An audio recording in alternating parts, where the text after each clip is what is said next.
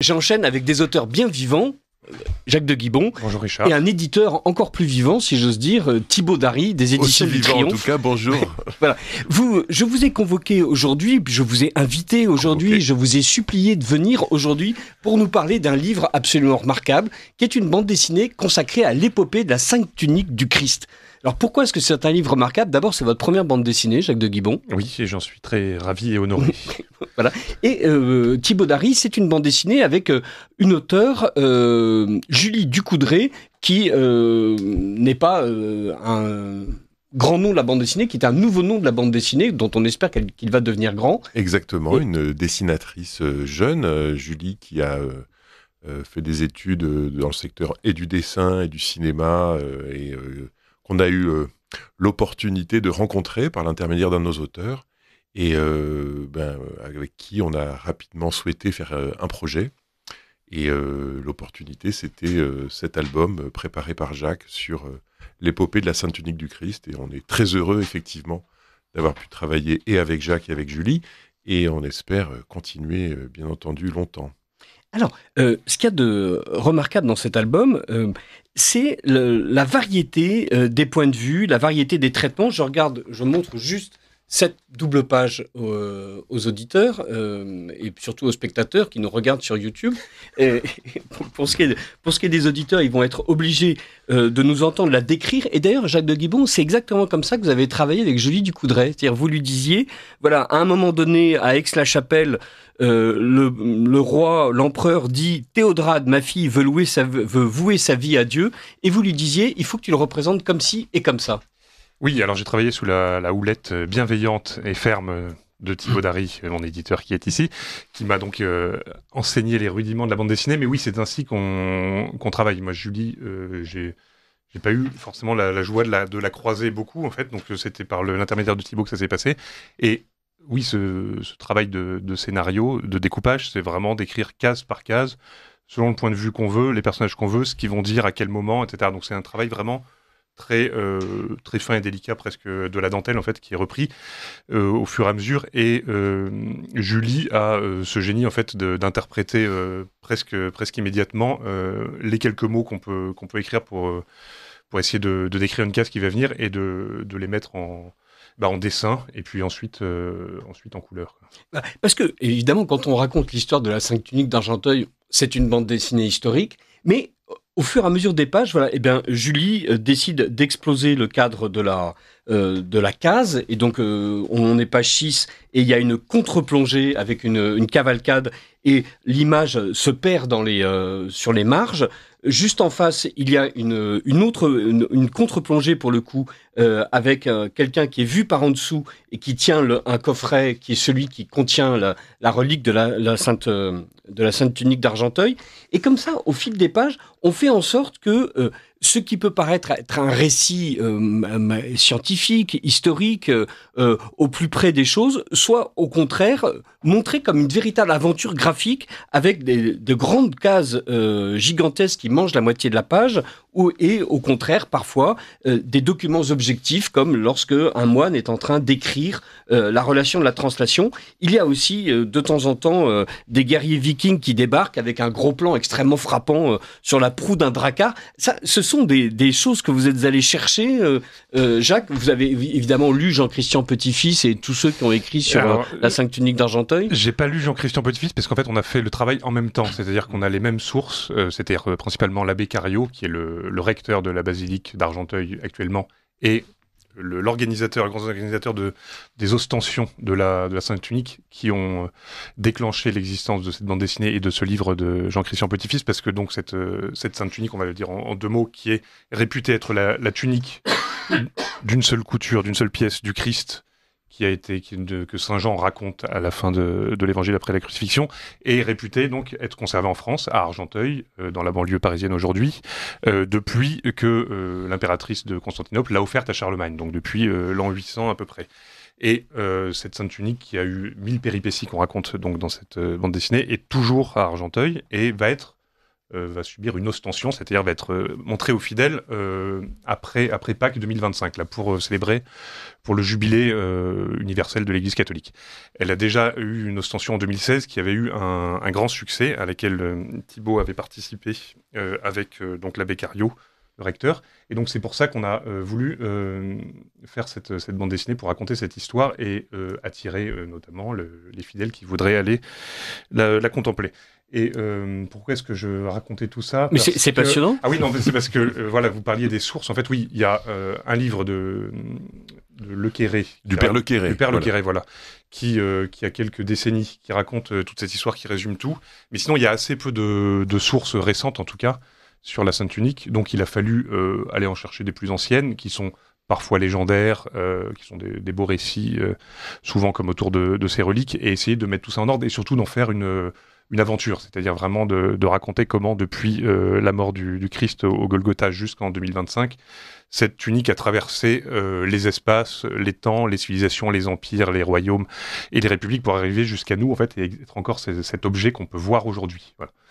Donc c'est ça qu'on a essayé de raconter dans la bande dessinée, donc à la fois ce côté un peu historique et ce côté aussi de grande histoire d'épopée. Il y a un côté épique, voilà, c'est très clair. Tant mieux, parce que c'est un peu ce qu'on voulait faire en fait. C'est pour ça que ça s'appelle aussi l'épopée de la Sainte Tunique, qu'on rentre dedans, non pas comme dans un livre d'histoire au sens vraiment classique du terme, où on feuillette au fur et à mesure où est-elle, à quel moment, quel jour. En fait, on a vraiment voulu en faire le personnage principal, si on peut dire, qu'on suit à travers les siècles et à qui il arrive plein d'aventures. Parce que raconter, pardon, j'interviens non, juste. Je me tournais vers vous, justement, ça tombe bien. Pour raconter, on va dire, 2000 ans d'histoire, un tout petit peu moins de 2000 ans d'histoire en 44 planches, il y a quand même un défi incontestable. Et donc, c'est vrai que c'était un souhait dès le départ avec Jacques de Guilbon d'avoir un récit qui reste rythmé, qui reste vivant. Et donc, on savait qu'on allait sauter d'une époque à l'autre immanquablement et ne pas pouvoir s'attarder beaucoup sur chacune des périodes connues de l'histoire du vêtement. Et donc, il fallait savoir monnayer d'une certaine manière des transitions, dire l'essentiel sur chacun des épisodes connus relatifs à la relique.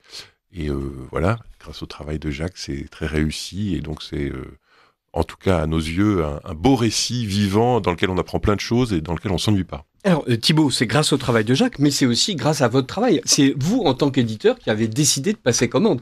Oui, alors tout à fait. Écoutez, Jacques était venu me voir pour quelques projets qu'il avait à l'esprit, pour lesquels il n'y avait pas forcément de notre côté une opportunité idéale pour les concrétiser, mais au même moment, je savais qu'il y avait un projet de bande dessinée de la part du Sanctuaire d'Argenteuil, pour raconter l'histoire de la Sainte Tunique. Et donc, c'est ce qui m'a conduit à le proposer à Jacques. Voilà, après, ça rentre dans la vie d'une maison d'édition que de proposer des projets à des auteurs et que de bâtir un programme éditorial dans lequel entrait cet album. Voilà, depuis quelques années, j'ai le privilège, l'honneur, la joie d'animer éditorialement les éditions du Triomphe. Et donc, dans la perspective de l'événement du printemps 2025 qu'est l'Ostension, c'était bien évidemment intéressant dès le printemps 2023, en fait, lorsque nous nous étions vus, de chercher à concrétiser ce projet. Et puis, du côté d'Argenteuil, du sanctuaire d'Argenteuil, il y avait un souhait réel de vulgariser le sujet et de le mettre donc à la portée de beaucoup de lecteurs, de beaucoup de personnes qui en auraient entendu parler mais n'auraient pas eu l'occasion de venir, ou bien pourraient avoir le désir de venir en lisant cette histoire. Et donc, dès le départ, avec le soutien du sanctuaire, on a pu travailler sérieusement, mais aussi avec ce défi d'un récit tonifiant et captivant, avec aussi l'opportunité, que je l'ai dit tout à l'heure, de découvrir un jeune talent en la personne de Julie. Et un talent confirmé avec celui de Jacques. La bande dessinée, c'est véritablement cette idée d'une médiation par l'image, et on sent que c'est quelque chose qui est fondateur aux éditions du Triomphe. Vous avez commencé par, il y a très longtemps, vous n'étiez pas là, Thibaut Dary, par rééditer de vieilles bandes dessinées, et peu à peu, il y a eu l'idée de dire, mais non, en fait, on va raconter des histoires de France, on va raconter des histoires de saints, on va raconter des histoires de militaires, parce que cette bande dessinée, c'est la meilleure manière, en fait, d'apporter des histoires remarquables, parfois peu connues, des personnages héroïques, dont l'héroïsme n'est pas suffisamment souligné, à une génération qui a été élevée avec des écrans, qui a le goût de l'image, et autant lui donner de belles images. Exactement. Alors, je crois que c'est difficile de dire le contraire. On est aujourd'hui dans un temps, dans une époque où on a tous eu l'occasion d'être éduqués par des images, d'être touchés ou choqués, même d'ailleurs, par des images. Et parmi ces images, autant effectivement en proposer certaines qui soient l'occasion de transmettre et d'instruire.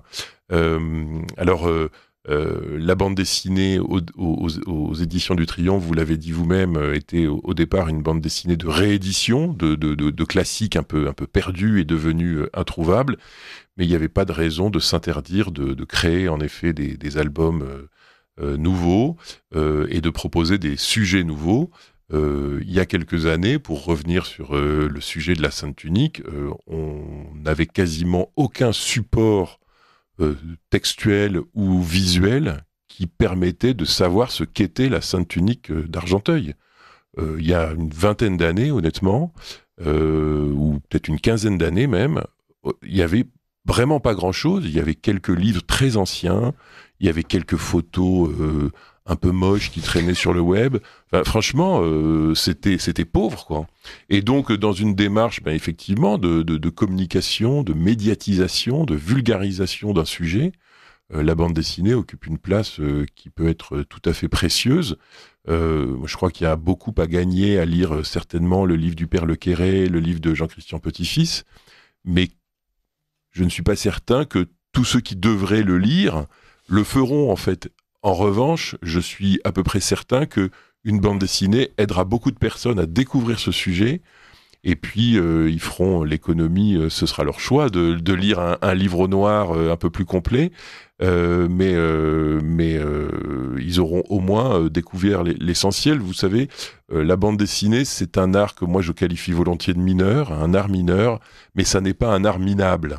Voyez, ça a sa place tout à fait dans une série de médias, de moyens de découvrir des réalités historiques, des réalités sur notre temps. Et donc, je crois que cet album a tout à fait sa place et qui plus est, à mes yeux, il est réussi en plus. Il est très réussi. Et il y a, page 38-39, quelque chose qui pour moi est le symbole même de la bande dessinée pédagogique. Et merci à Jacques de Guibon d'avoir proposé ce découpage-là. C'est-à-dire, on a un environnement historique avec le personnage du prélat qui est en charge de la Sainte Tunique d'Argenteuil et qui reçoit une commission scientifique qui va l'examiner. Il y a deux cases où on reproduit en fait d'une manière quasiment objective des documents qui sont les photographies prises à l'époque de la tunique d'Argenteuil. Donc on a le contexte historique, on a deux focus sur la manière dont se présentait la tunique d'Argenteuil à ce moment-là, et les deux dernières cases sont remarquables puisque le rapport d'expertise dit que la tunique aurait été tachée de sang dans le dos et sur les épaules, lit l'évêque en train de regarder une lettre, et la case d'après se poursuit, là où le Christ a porté sa croix, et on voit le Christ porter sa croix. Et c'est exactement ce que permet la bande dessinée, c'est-à-dire on mélange dans un même espace d'une page plusieurs types de documents, une reconstitution, un document objectif. C'est vraiment ce qu'on attend d'une bande dessinée, Jacques de Guibon. Eh ben, je suis ravi que vous aimiez ça, parce que c'était vraiment une partie qui pour moi était compliquée et difficile. Enfin, de toute façon, on a travaillé avec la Beccario, avec Thibaut, et puis avec Julie, la dessinatrice, donc on a toujours été quatre sur chaque image quasiment en fait. Mais voilà, là c'était cette partie au 19e siècle qui était assez compliquée à expliquer sans être lourd, sans vouloir raconter minute par minute ce qui se passait. Donc tant mieux si ça fonctionne en fait visuellement, parce que ce qui est évidemment compliqué, c'est d'arriver à, surtout quand il s'agit de quelque chose d'un peu historique comme ça, de transmettre cette histoire par l'image assez facilement sans que ce soit didactique et pénible en fait. Voilà. Donc, c'est ce qu'on a essayé de faire, et Et tant mieux si c'est réussi. C'est très réussi. Et juste la double page d'après, et ce qu'il y a de remarquable si on lit la bande dessinée avant d'aller à l'ostension, c'est que là, on voit comment est-ce que le reliquaire a été construit. Ceux qui étaient allés comme moi en 2016, en fait, on arrive dans la basilique, on passe, les chevaliers du Saint-Sacré vous disent dépêchez-vous, dépêchez-vous. Donc on a à peine le temps de dire un je vous salue Marie devant la tunique. Donc là, au moins, on se dit nourrissons-nous d'images avant, je comprendrai mieux ce que je verrai. Et cette autre double page 40-41, on a le grand reliquaire, très 19e, très Poussielgue dans son style, avec un gros plan sur les anges qui tiennent les instruments de la Passion. Donc là aussi, c'est un document objectif d'une certaine manière, puisque c'est un gros plan sur le véritable reliquaire, mais qui nous permet de comprendre exactement ce détail-là.